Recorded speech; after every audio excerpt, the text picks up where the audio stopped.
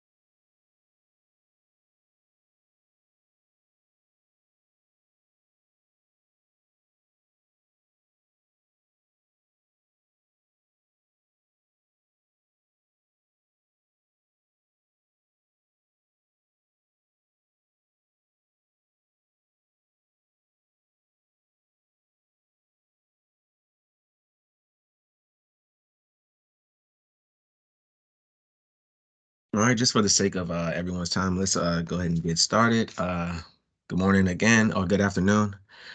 Today's workshop is the process for acquiring a Class B sports wagering license in Washington, D.C.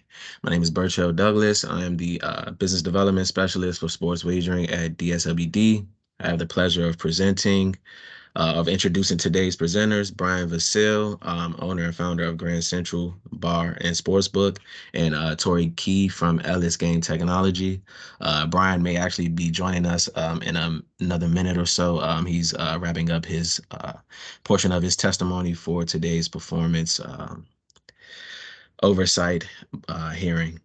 Uh, Grand Central entered the legal sports betting industry in 2021 and has seen remarkable success. To date, Grand Central has spent nearly $200,000 with CBE subcontractors, such as Linda Roth Associates and Impeccable Cleaning.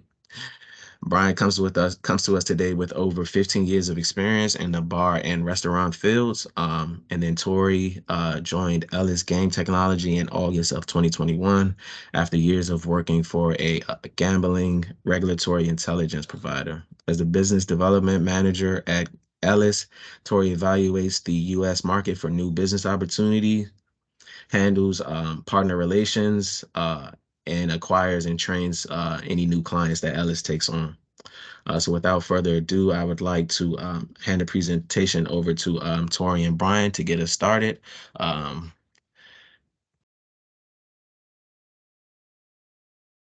it's just a brief look at the agenda. We actually will have to pass the greetings. As I mentioned before, our director today is completing her performance oversight hearing.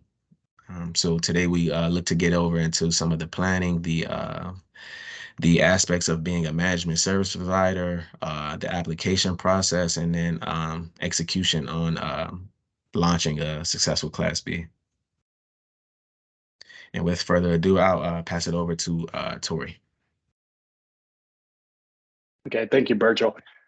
So yeah, as Virgil mentioned, Brian is currently testifying in another meeting, so I'm not sure if he's going to actually be able to make this, so I'll just cover for him. As Virgil also mentioned, I handle business development for Elys Game Technology. We are the partner or the management service provider for Grand Central Sportsbook as a Class B sportsbook.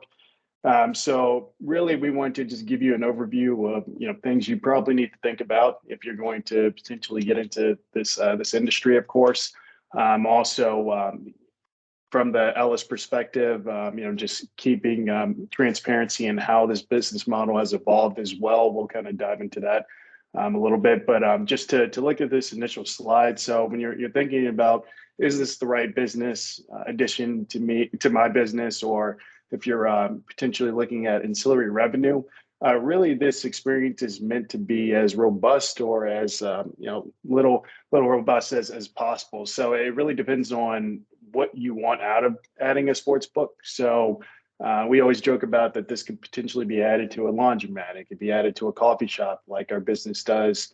over in Italy, or it could be a massive sports book that has a bar and a massive restaurant tied to it. So it really depends on what you want out of the experience. But the idea is, no matter how small or how large your facility is or what you're doing, it should, in theory, be able to add ancillary revenue because you're typically driving the sports bettors to your business, not necessarily always cross-selling your current customers to sports betting as well.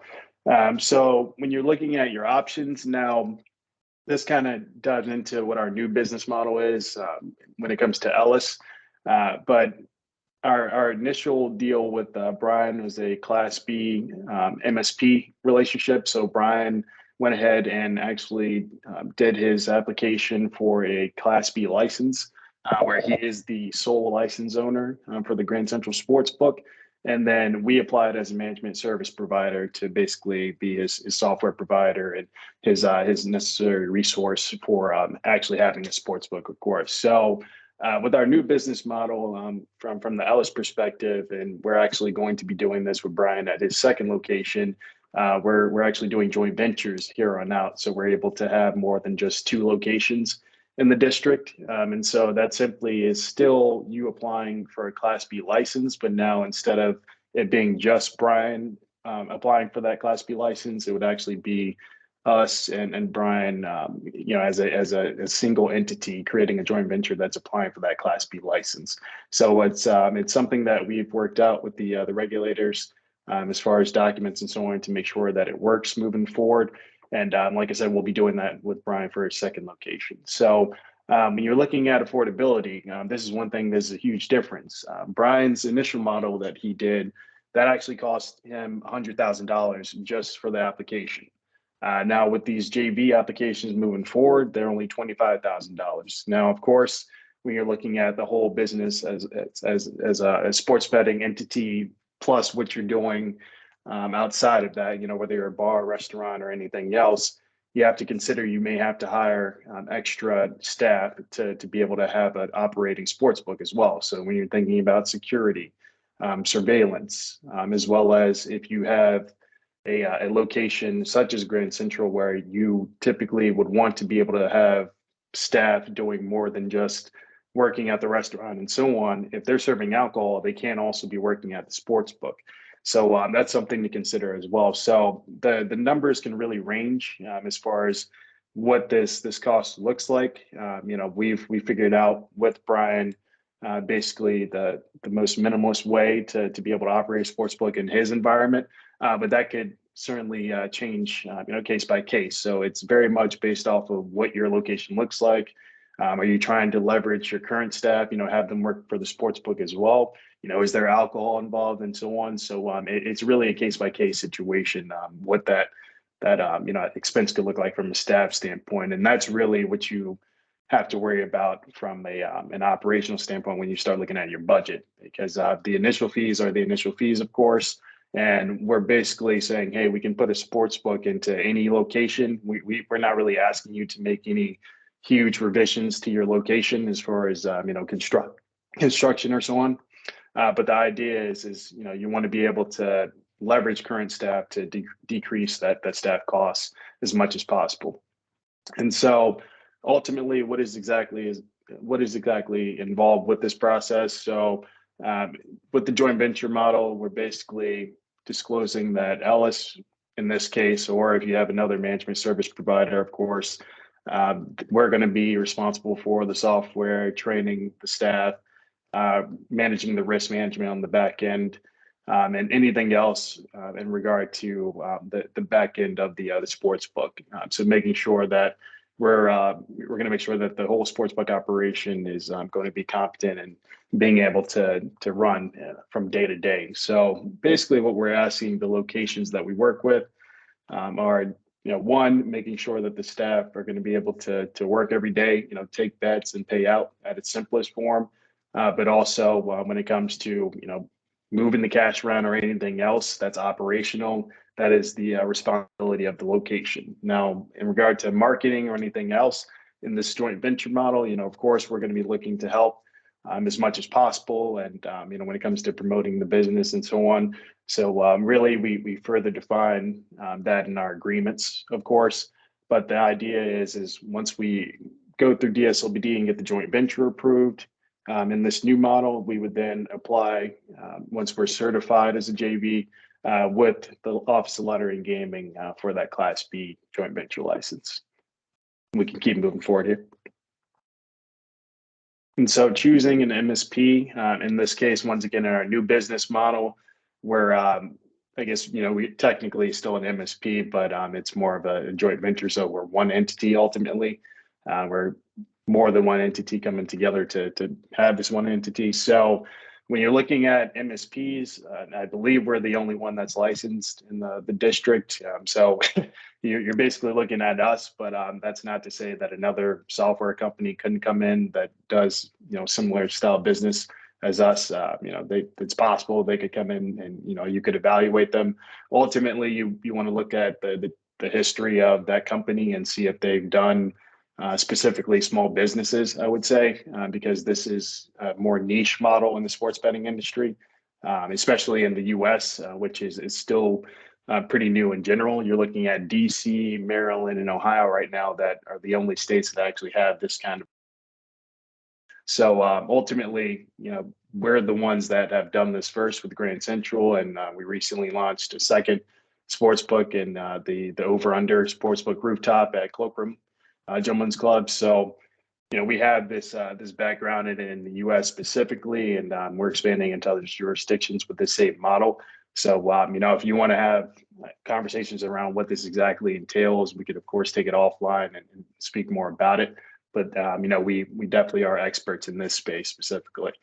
Now, as far as lawyers and vetting and so on, I would say just when you're looking at this process, lawyers typically a lot of times naturally can drag out the process just by looking at the documents.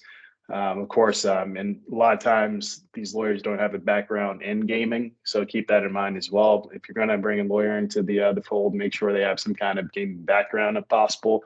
But luckily for us, we've worked with OLG and DSLBD to make sure that these agreements that we have in place with joint ventures moving forward have been approved by both regulators. So really, when it comes to lawyers, it's fine to get them involved, but we've tried to really exclude that from the process to make it easier and more seamless for everybody moving forward.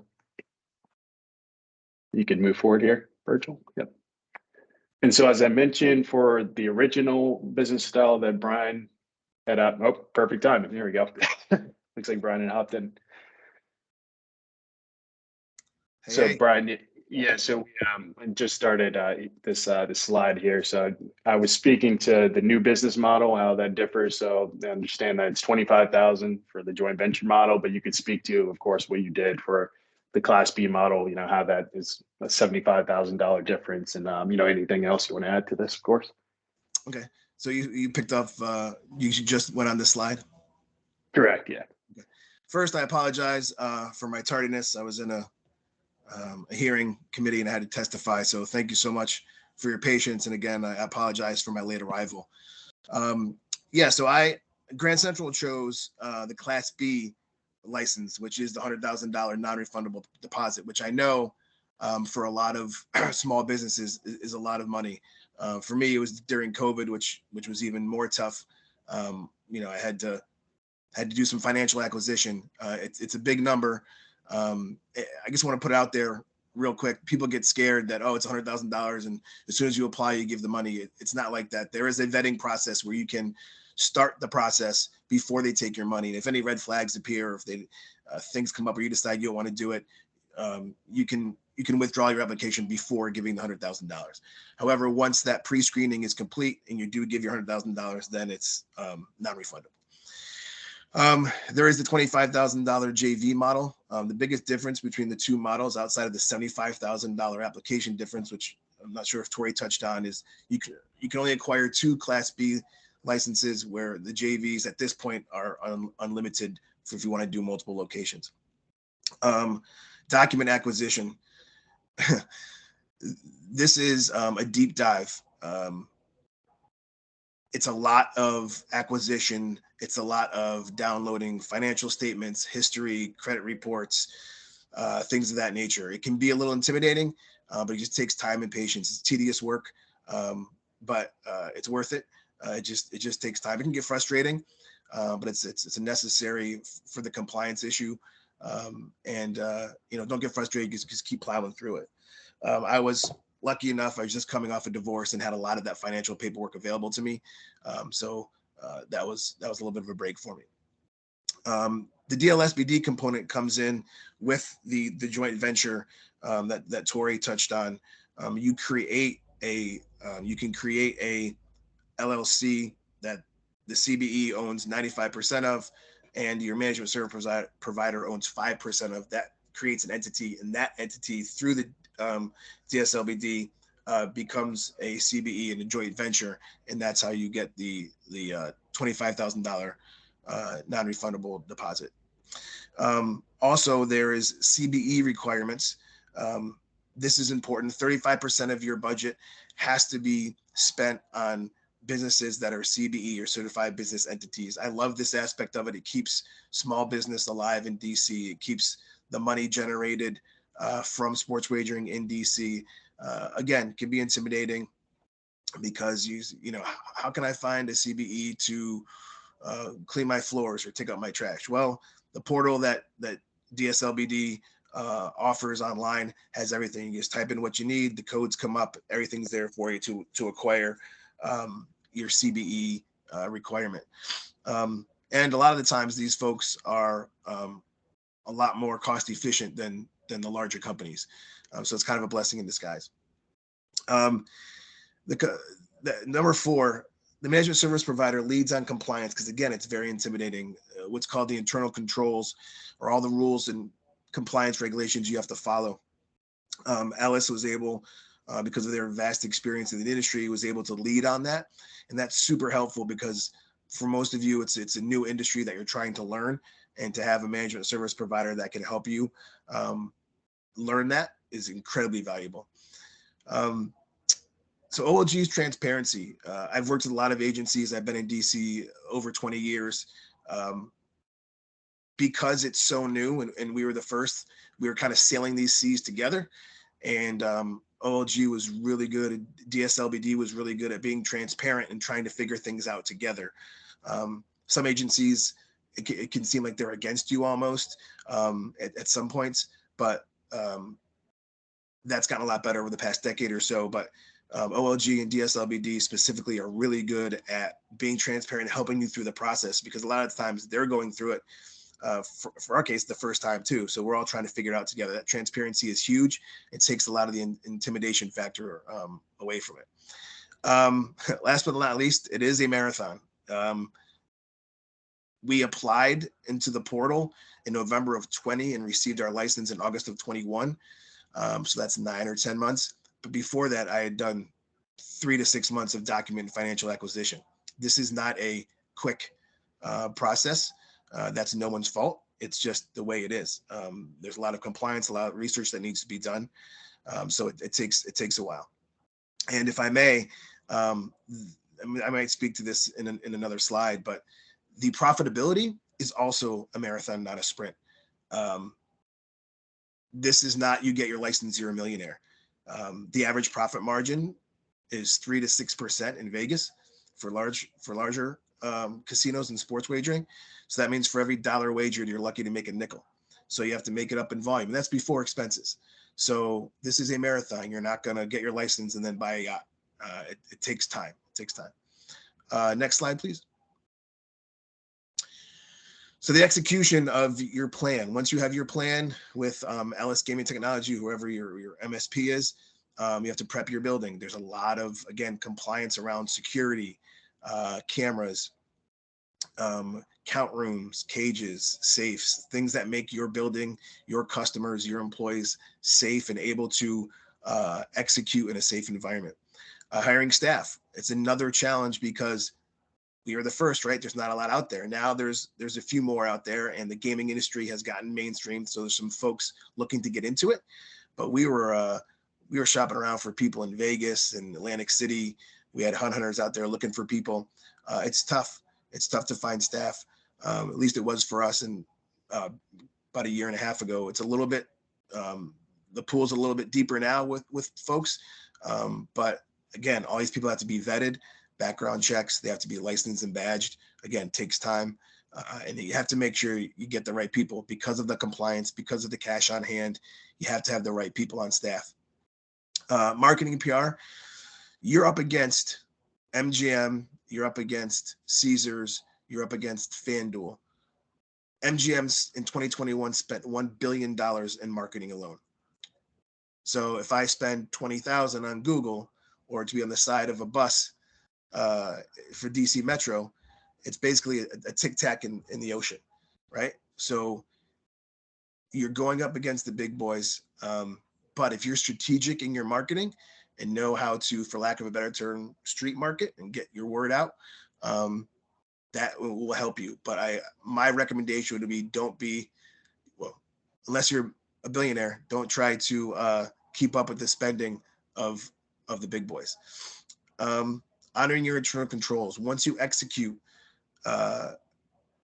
getting open, you have to honor your internal controls. Your internal controls are based on the minimum internal control standards that DC has laid out and OLG has laid out. You submit your own, they get accepted, and then you have to honor them. So whatever you say in those pages in those documents, you have to honor. And that goes into know that the OLG is your friend. If you don't understand something in the mix, which is the minimum internal control standards as stated, call them up, ask them. If you have a question, send them an email. They're great at communication. You're not going to get in trouble. There's no such thing as a dumb question. Again, this is new territory. So they understand if you have a question and you're not sure about something, even in your own internal controls. If you've asked internally, can't quite get the answer, just reach out to OLG. They'll help you out. Next slide, please. Do not be intimidated. I've used the word intimidated a lot in the few minutes that I've been on here, because that's what I hear from a lot of people. There's only been 3 Class B or BJV applicants. One withdrew. We were the second that was accepted, and Over Under Sportsbook opened, I believe, about a month ago or so, early January.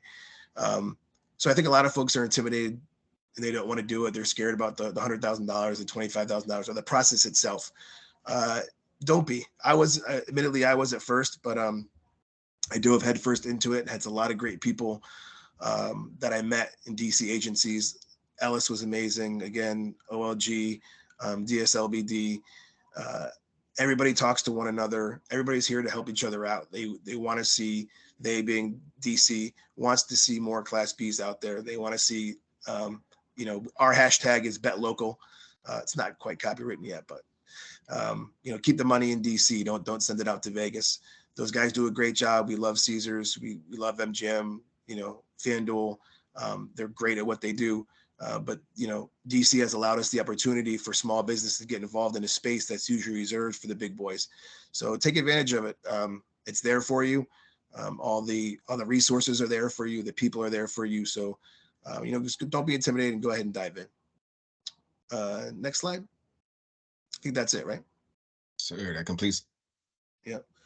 Is there anything, Tori, you wanted me to touch on in the beginning that I missed?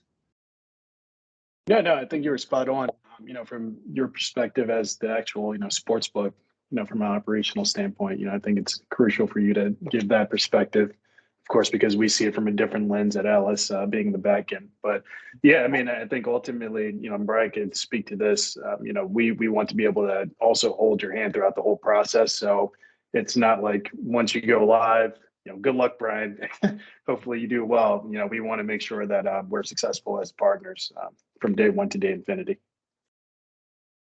I guess we can open it up to questions. It's usually, anything missed in the presentation that anyone had questions about, or any comments or anything. I'll do my best to, or Tori or anybody on the panel if has any questions, fire away. You should be able to unmute yourself if you have any questions. Hello, can you guys hear me? Yep. Yeah, my name is Chandra J. Raman. I am an AMC commissioner in AMC 6B. And I was wondering, in your view, who's going to be overseeing this? Is it going to be ABRA in terms of certifying sports wagering, and how is Fred mostly responding to this, and are there parameters in terms of where sports wagering is appropriate and not? I'll go ahead and answer that. The Office of Lottery and Gaming is single-handedly responsible for the regulation of the sports wagering licenses. If you have an ABRA license, like I do at Grand Central, you need their approval. You also, as a member of ANC 6B, ANC has to approve it as well. I was fortunate enough to get the approval from ANC 1C here in Adams Morgan. So there's kind of, if you have an ABRA license, that's the steps you take. If you don't have an ABRA license, you can still apply, of course, for sports wagering license, and that part of it is regulated strictly by the Office of Lottery and Gaming. Does that answer your question? Yeah, with the ABRA part, I think they're, well, yeah, that's fine. But you didn't answer my follow-up question. Do you guys have any sense of where you guys think this is appropriate or not appropriate? As far as location? Yeah. It's 18 and plus, so I wouldn't put it directly near a school. I think, any commercial zone would be beneficial. Even in a residential neighborhood, I think it's okay. But I guess the only thing I would say is not put it near a school. That's probably the only thing I would think of as far as where it's Yeah, at. now I'll follow up. Go ahead. I'm sorry. Oh, no, yeah, I was just going to say, no, add, that's why the ANC is typically involved. So if there are concerns from the neighborhood, they're allowed to voice their opinion on, if they think it's appropriate for a sports book to be in that neighborhood. And actually, Brian mentioned one of the Class Bs that withdrew. That was one of the reasons why he ended up withdrawing. Yes, I'm all too well aware. Related question: why would an entity want to go with the $100,000 in lieu of bringing on some CBE, so they only have to pay the $25,000 fee? That's a good question. I can tell you straight up, honestly, I didn't fully grasp the difference. It was all new. It was during COVID. It was kind of flooding at me, and I think I actually chose BJV in the beginning, which is the joint venture, and then canceled out and started the Class B. I didn't quite fully grasp the difference between the two. I became a CBE in the hopes of, I thought that was necessary to get the 25,000. I didn't quite grasp the joint venture with another company and getting that CBE certified and then applying. And so, to complete honesty, it was my naivete for not fully grasping the difference between the licenses, which is why if we do further ventures, it will be JVs.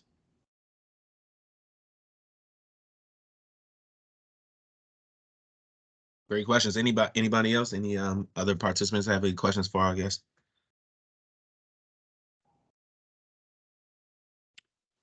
I have a question. Can you hear me? Yes. Do you guys control your own VIG? And are there rules to whether, you can lower that as an incentive for gamers to patronize your establishment? Tori, I'll let you handle that one. Yeah, so we control the odds. Now, typically, we're getting a feed from a data feed provider, and you might have heard of Sport Radar before, but they're one of our data feed providers. So we'll put that into the system once we get the feed, and then typically it's algorithmic. So a lot of times it's not actually a manual, task for somebody on the back end. Now we do have manual trading in case we need to make those changes, but we ultimately, the answer is yes, we do have control over what the odds and spreads look like. Are those odds and spreads generally consistent throughout the Class A's throughout the city? And I guess since you guys own the two Class Bs or work with the two Class Bs, they would be. But are they consistent throughout the city, or do you see variation between some of the different licensees? Yeah, they're typically similar. Now, we can't control what kind of action Caesars is getting or FanDuel or anybody else. So let's say Super Bowl, for instance, if for whatever reason, and Caesars, of course, has a different model because they're probably managing the risks across all of their locations across the whole country.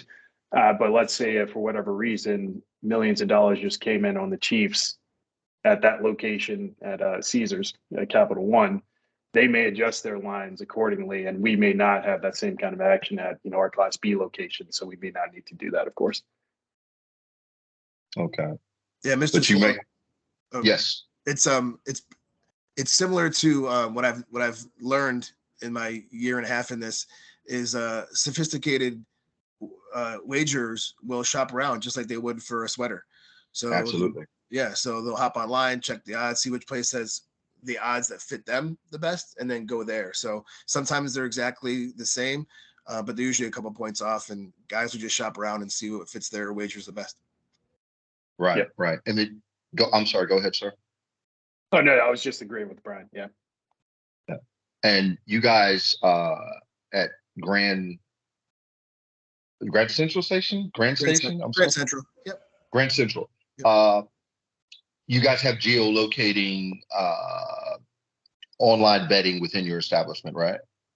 We do not. You do not? Okay. We have kiosks and ticket windows only at this point. Okay. Is that something you're looking to expand into? Do you think that there's an advantage to doing that? Yeah, definitely. I think, we have to talk it over with OLG and obviously with Elys. If they can, I'm pretty sure they can whip up that technology, but it has to be compliant. And like you said, the geofencing and the Wi-Fi curtain has to be pretty accurate. So I think that's something we're definitely looking into the future, but I don't have a time frame for it. But yes, I agree. I think it'd definitely be helpful for sure. Right. And you guys are right down in Adams Morgan on 18th Street, right? Yep, right in the center. Yep. Absolutely. All right. Yeah. That's my questions. Thank you. Excellent. Thank you, Doug.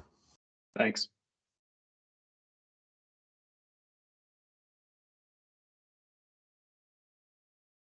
All right, opening the floor again for any additional questions.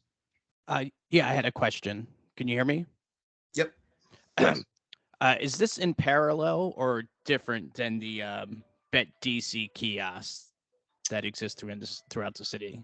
So it's completely different. So the Gambit kiosks that are in some bars around the city are owned and operated by Office of Lottery and Gaming. Okay. We are completely independent from DC and from the other big boys I mentioned earlier. So it's a completely separate operation. Okay. Yeah, that was my question. Yes, sir.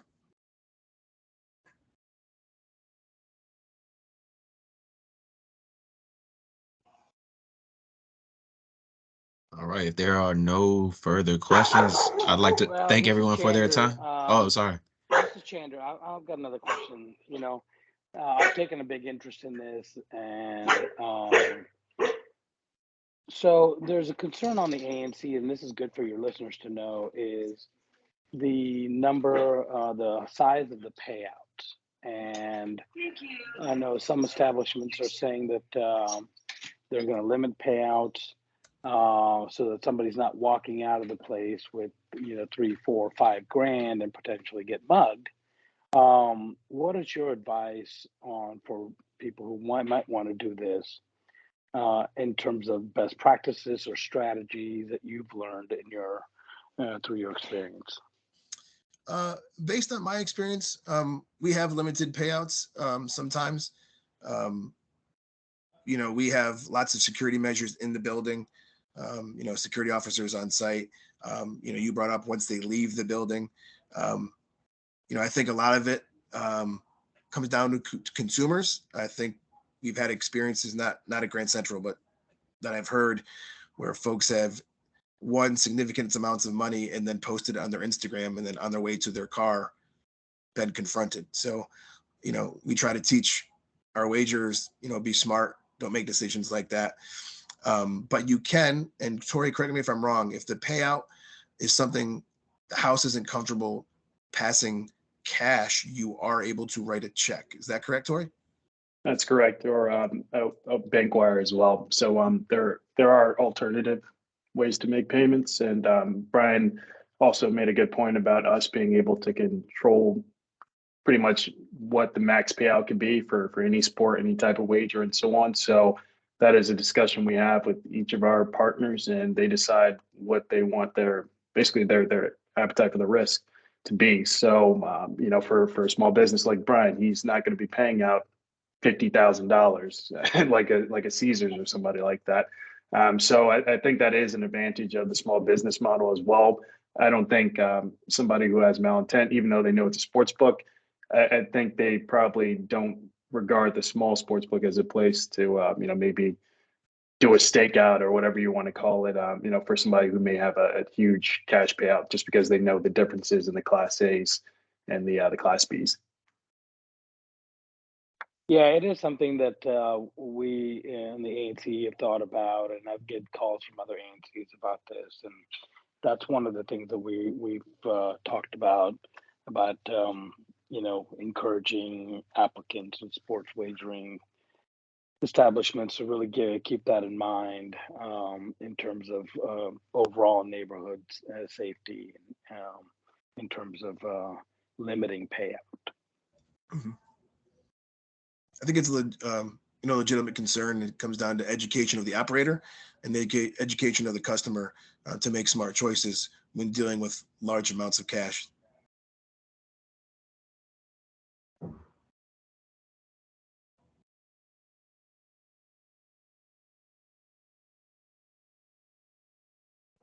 Well, so somebody else is asking questions. I'll go ahead. I'm a small business owner and I'm a CBE. We're in the field of emergency preparedness planning.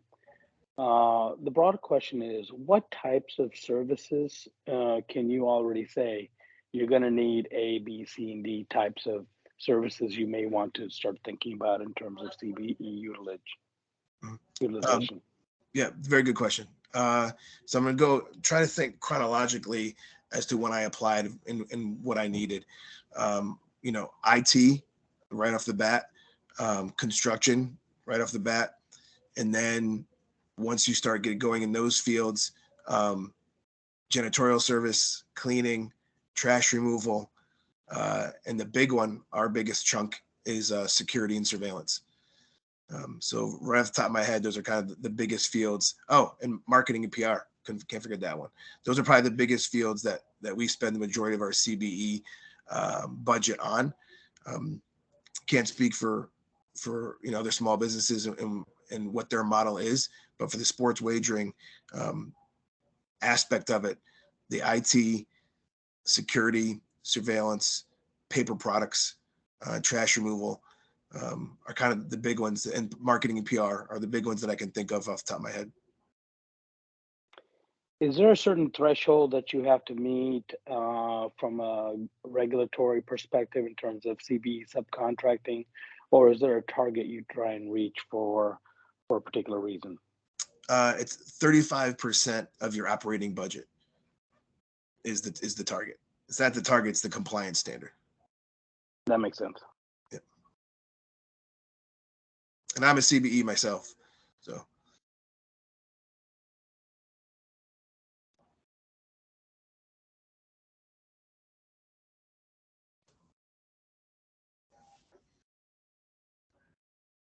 Anybody else? Any other questions?